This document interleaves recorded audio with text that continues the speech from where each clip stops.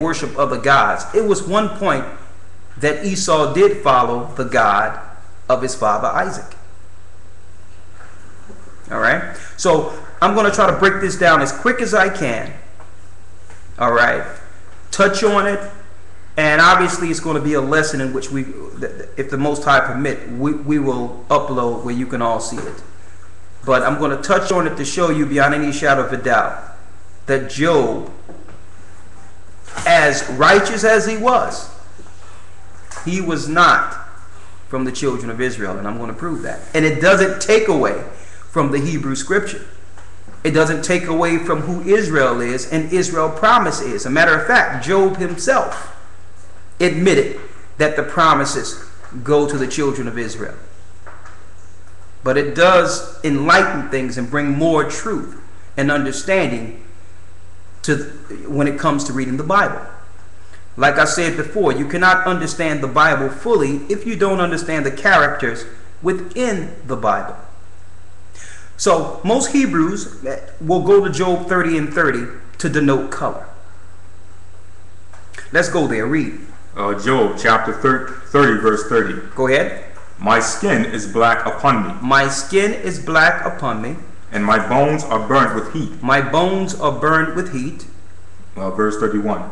My heart also is turned to mourning. Go ahead. And my organ into the voice of them that weep. And I've turned to mourning.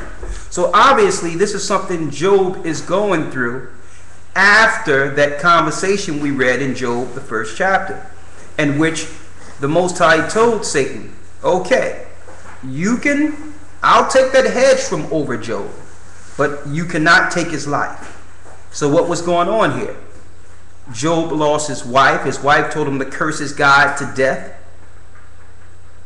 And the Most High killed her, killed the children. He went through all the mourning because he prayed for his children every day. Why he prayed for his children is deep too, because he was actually following the God of the Hebrews. And there was another worship going on in which other people around him was following a different God. So he would continually pray for his children. And through his prayers, that hedge overshadowed his family, including his wife and children. Okay? So what Job was going through is the loss of his children, the loss of his wife, the loss of all his riches. And then his bodily curses that Satan let loose against him. He had boils from his head to his feet. So this is not denoting in Job 30 and 30 Job's natural skin color. This is speaking of a condition based on the attacks of Satan after the Most High moved the hedge and let Satan attack him. He started attacking his organs. He started attacking his outward appearance. So this is not Job telling people, look at me, I'm dark-skinned. That's not the proper context of this scripture. The scripture have nothing to do with the color of Job. Let's get that out of the way first. Because in order for me to bring this forth, we must first show you this. Now, mind you, when you're fishing men and people out there teaching, words say 1,000 words. One word paints a picture. So I know a lot of Hebrews, and I've done this in the past also, will come out and say, well, go to Job 30 and 30. Job was what? Black. Black. It's effective because black people are not used to being anything. So if you see that you can relate to someone that's black in the Bible, yes, you will begin to believe and know that the book belonged to you. Now, in that context, I understand, but that doesn't make it right.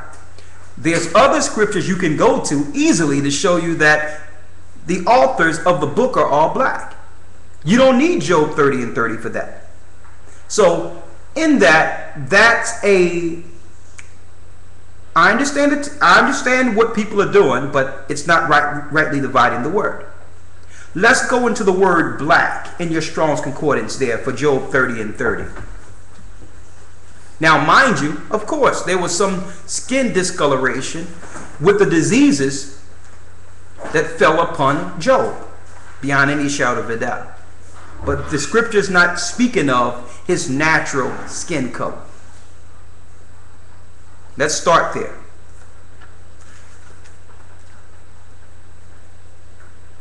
Let's start there. Job 30 and 30. Just go to black, the word black, and get the Hebrew number for 30 and 30, and if you don't mind.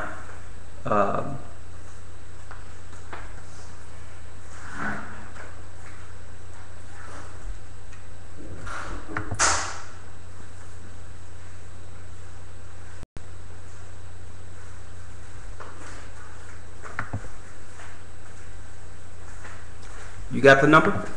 Yes. What number is it? H 7835. Okay, the Hebrew number, and you can look it up for yourself for those who are looking at it from a scholarly level in Hebrew. Say it again. H 7835. 7835. For those who don't know about the Hebrew numbers, let me just give you a quick tip here. You have the exhaustive Strong's Concordance, and what Strong's Concordance does, it allows you to go to the original word that was there before the translation. Therefore, there's no opinion, no interpretation. You're not going by the word in English. You're going back to the original word that was there during the translation, or before the translation. So when you see H, that's Hebrew. You go to the back and look up the number. You see the correct definition for the word. All right. Now, if I look at Job 30 and 30, and he says that my skin is black, I would just assume, okay, black color. That's how we're taught in linear education. Black is just a color. But it's more to that word black. What does that word black mean in Hebrew? Sakhar. Sakhar. Through the idea of duskiness of early dawn. So this is not speaking of, say the word again? The idea What is the Hebrew word? Sakhar. Sakhar. So this is not kadar or kadar. What's the Hebrew word? Sakhar. Sakhar. So it's not kadar or kadardi. Kadar means dark as the skin. Okay, so it's a different Hebrew word than black as the skin. Finish reading. It says to be dim or black in color. Go ahead. Be black. To be black. Go ahead. Let's sit on that. Now, when you go further in a definition, it goes into sullen. It goes into dark. It goes into pain.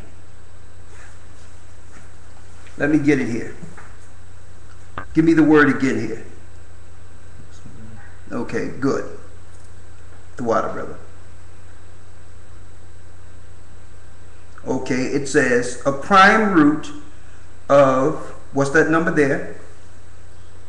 7836. 7838, right?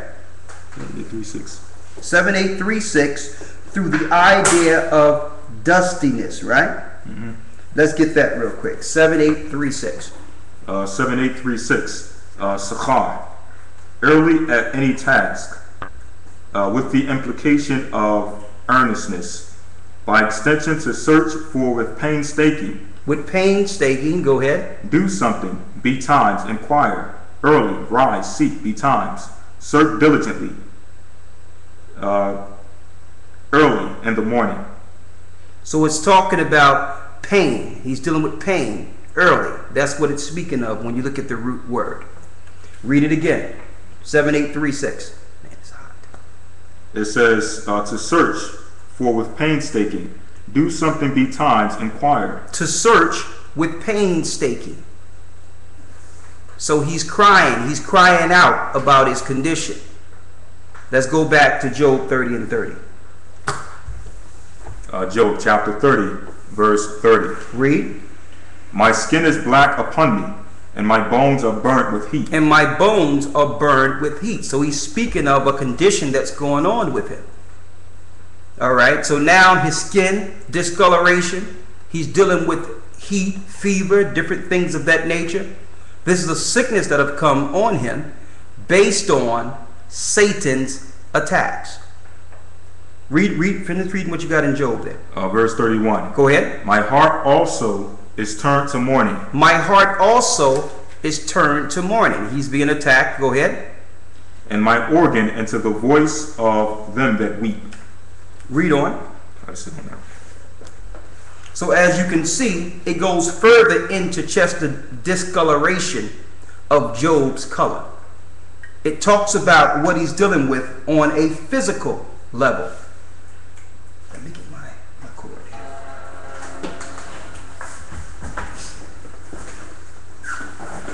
One moment.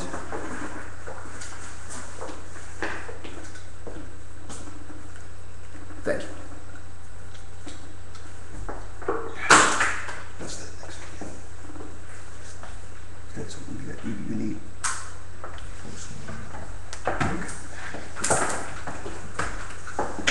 One moment. Excuse me, it's a little warm in here.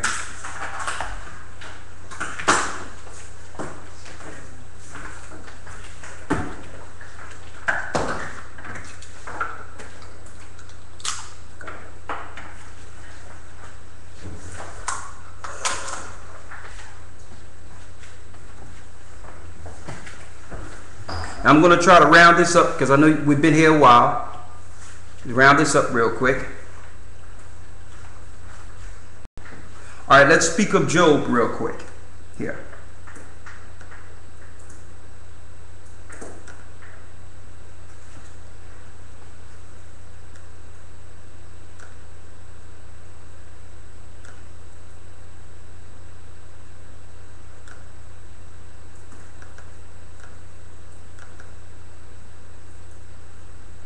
Okay.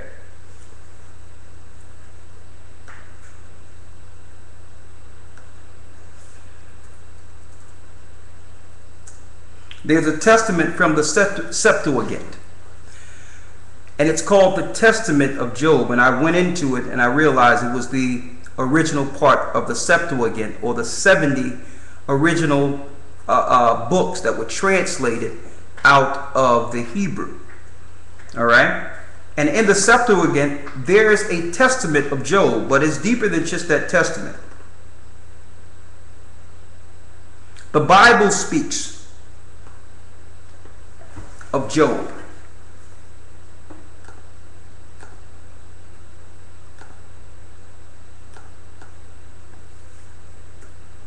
Now, since other people have ran into this document, I thought I would go through it.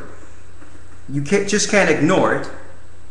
Usually I say, okay, don't deal with other books, but it was some profound information that linked directly with Scripture, and I'm going to show you. I'm in the Testament of Job, directly translated from the Hebrew.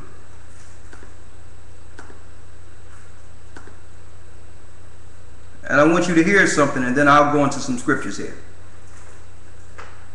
I'm in the first chapter of the Testament of Job.